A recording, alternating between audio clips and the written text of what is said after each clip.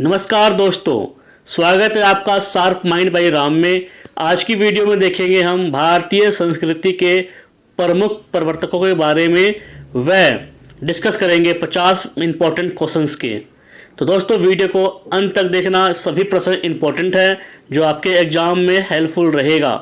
तो प्रश्न नंबर 1, तोता ए हिंद के नाम से किसे जाना जाता है? तो आंसर है अमीर खुसरो को। ठीक है, अमीर खुसरो को तोता ए हिंद के नाम से जानते हैं। अमीर खुसरो एक विख्यात कवि भी हैं और खड़ी बोली के प्रमुख प्रवर्तक भी है। प्रश्न नंबर 2, अमीर खुसरो का जन्म कहाँ हुआ था? तो आंसर है एटा में। अमीर खुसरो का जन्म एटा में हुआ था जो कि उत्तर प्रदेश राज्य में स्थित है। प्रश्न नंबर 3, अमीर खुसरो किसके शिष्य थे? तो आंसर है निजामुद्दीन औलिया। ठीक है, अमीर खुसरो निजामुद्दीन औलिया के शिष्य थे। प्रश्न नंबर 4, अमीर खुसरो किस शासक के दरबारी कवि रहे हैं? तो आंसर है अलाउद्दीन खिलजी। ठीक है दोस्तों, अमीर खुसरो अलाउद्दीन खिलजी के दरबारी कवि रहे हैं। प्रश्न नंबर 5, महावीर जैन की मृत्यु किस नगर में हुई थी? तो आंसर है पावापुरी में। ठीक है, महावीर जैन की मृत्यु हुई थी पावापुरी में। प्रश्न नंबर 6, उर्दू शायर मिर्जा गालिब कहाँ के मूल निवासी थे? तो आंसर है आगरा के। ठीक है, मिर्जा गालिब कौन थे? तो उर्दू शायर थे। ठीक है, और कहाँ के रहने वाले थे? तो आगरा। प्रश्न नंबर 7, महावीर जैन का वास्तविक नाम क्या था? तो आंसर है वर्धमान। ठीक है, महावीर जैन का वास्तविक नाम था वर्धमान। प्रश्न नंबर 8, बुद्ध किस वंश से संबंधित थे? तो बुद्ध का शाक्य वंश से संबंध था। ठीक है, गौतम बुद्ध शाक्य वंश से संबंधित थे। प्रश्न नंबर 9, महावीर का जन्म किस राजघराने में हुआ था? तो आंसर है क्षत्रिय राजघराने में। महावीर का जन्म क्षत्रिय राजघराने में हुआ था। प्रश्न नंबर 10, संत कबीर का जन्म कहाँ हुआ था? तो संत कबीर का जन्म हुआ था वाराणसी में। ठीक है, जबकि नया नाम इसका है बनारस।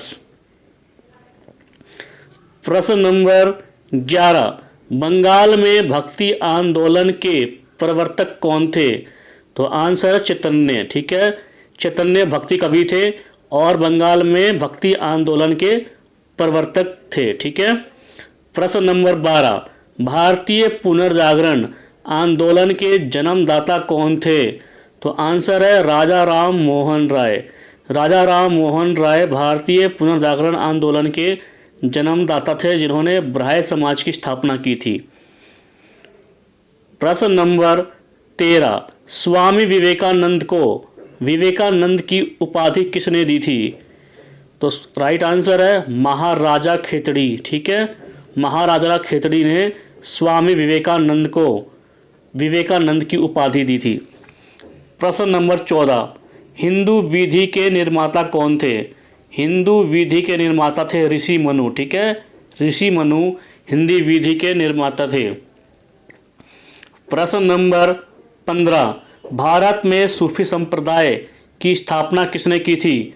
तो आंसर है ख्वाजा मोइनुद्दीन चिश्ती। ठीक है, ख्वाजा मोइनुद्दीन चिश्ती ने सूफी संप्रदाय की स्थापना भारत में की थी। ठीक है दोस्तों, याद रखना, इंपॉर्टेंट क्वेश्चन है।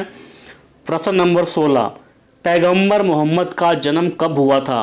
तो पैगंबर मोहम्मद का जन्म हुआ था 570 ईस्वी में। ठीक है, पैगंबर मोहम्मद का जन्म हुआ था 570 ईस्वी में। और कहाँ हुआ था? तो मक्का में, जिसको मक्का मदीना के नाम से जानते हैं। प्रश्न नंबर 17, गुरु नानक देव का जन्म कब हुआ था? तो गुरु नानक देव का जन्म कब हुआ था? तो सन 1469 में। ठीक है, 1469 में। ठीक है, गुरु नानक देव का जन्म हुआ था। प्रश्न नंबर 18, गुरु नानक का शिष्य लहना किस नाम से प्रसिद्ध हुआ? तो गुरु नानक का एक शिष्य कौन है? तो लहना किस नाम से प्रसिद्ध हुआ? तो अंगद के नाम से प्रसिद्ध हुआ। ठीक है।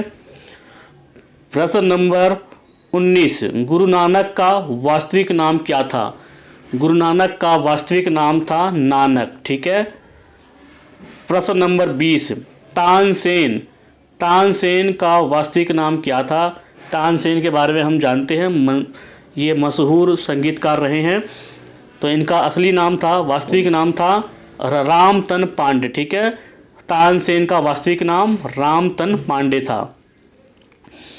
प्रश्न नंबर 21, स्वामी विवेकानंद का वास्तविक नाम क्या था? स्वामी विवेकानंद का वास्तविक नाम था नरेंद्र नाथ दत्त। ठीक है, स्वामी विवेकानंद का वास्तविक नाम नरेंद्र नाथ दत्त था। इंपॉर्टेंट क्वेश्चन है दोस्तों, ये अक्सर एसएससी यूपीएससी में पहले भी ये आ चुका है।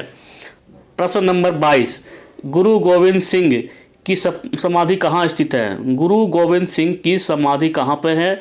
तो आंसर है नांदेड़ में। ठीक है दोस्तों, ये भी क्वेश्चन इंपॉर्टेंट है, ये पिछले साल एसएससी में आ चुका है। गुरु गोविंद सिंह की समाधि नांदेड़ में है। प्रश्न नंबर 23, गौतम बुद्ध को ज्ञान की प्राप्ति किस स्थल पर हुई थी? तो आंसर है बोध गया नामक स्थान पर। गौतम बुद्ध को ज्ञान की प्राप्ति बोध गया में हुई थी। प्रश्न नंबर 24, चैतन्य महाप्रभु का जन्म कहाँ हुआ था? तो आंसर है नाडिया में। ठीक है दोस्तों, चैतन्य महाप्रभु का जन्म नाडिया नामक स्थान पर हुआ था। प्रश्न नंबर 25, महात्मा बुद्ध का महापरिनिर्वाण किस स्थल पर हुआ था? तो आंसर है कुशीनगर में। ठीक है, महात्मा बुद्ध का महापरिनिर्वाण किस स्थल पर हुआ था? तो कुशीनगर में। ठीक है दोस्तों, याद रखना। दोस्तों आप मुझे कमेंट करके बताना कि आपको पहले से ही कितने प्रश्नों का उत्तर मालूम था। दोस्तों इसमें जितने भी प्रश्न हैं सभी प्रश्न इंपॉर्टेंट है और सभी पहले एग्जाम में आ चुके हैं और आने वाले एग्जाम में भी आएंगे। प्रश्न नंबर 26, महावीर स्वामी का जन्म कहाँ हुआ था? तो महावीर स्वामी का जन्म कहाँ हुआ था? तो आंसर है कुंडग्राम में। ठीक है, महावीर स्वामी जैन धर्म के प्रवर्तक थे और इनका जन्म हुआ था कुंडग्राम में। प्रश्न नंबर 27, कबीर का जन्म स्थान कहाँ है?